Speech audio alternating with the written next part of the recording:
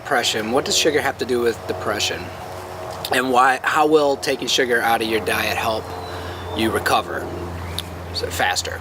Well, inflammation is a biomarker for depression. You got depressed by having stress hit over time, and then your body is responding to it. That's why you have physical pain. That's why you are losing your motivation to do things. That's why your energy's low. Sugar is extremely inflammatory.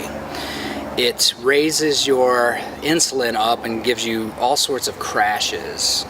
It is very bad for your gut microbiome, and we know how important that is for mental and physical health, to have a healthy gut. It puts weight on you like you wouldn't believe. I know people who've lost 5 pounds in weeks by just taking sugary drinks out. So what I'm going to do is I'm going to tell you how to comfortably detox from sugar. And you can do it, and it might scare some of you a lot. You're thinking, oh my God, I'll never have sugar again. I'm telling you, let's just do it for your treatment.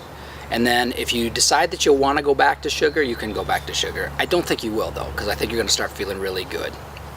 We don't like to think about what we can't have. So in order to break a habit, we don't want to focus on the habit. We want to focus on what we can have. Sugar is more addictive than cocaine. Rats will prefer the sugary water over the cocaine water. So you got something that you're really up against here, because even the worst candy that you can eat, you'll want to take more in if you start eating it. That's how addictive sugar is. But let's focus instead on what you can have.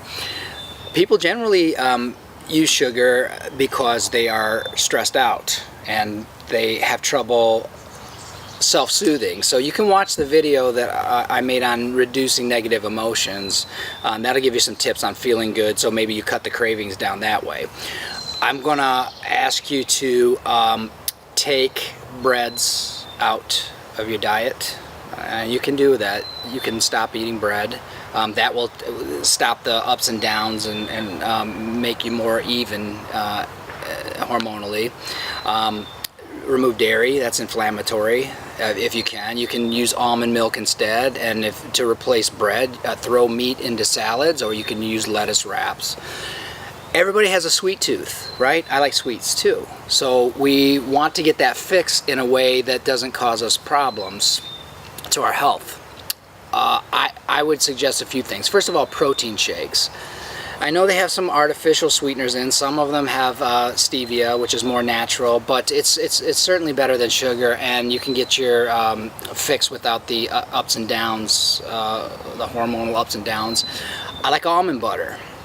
Take a tablespoon of that, or natural peanut butter. Now that's sweet. My daughter showed me, kind of turned me on to frozen fruit. You can have fruit. Don't let anybody tell you not to eat fruit. It's been shown that you won't have the ups and downs from the when it's with fiber that's in apples and peaches, and berries are awesome. If you want to freeze them, it's great, because it's sort of like replace a popsicle. But there are some things right there that you could do to replace sugar and still taste sweet things. Lastly, what you want to do is you want to get that dopamine. Here's what dopamine does. Dopamine is that reward neurotransmitter that says, oh, I like that, I'm going to keep doing it. That's why we have to be very careful where we seek our pleasures.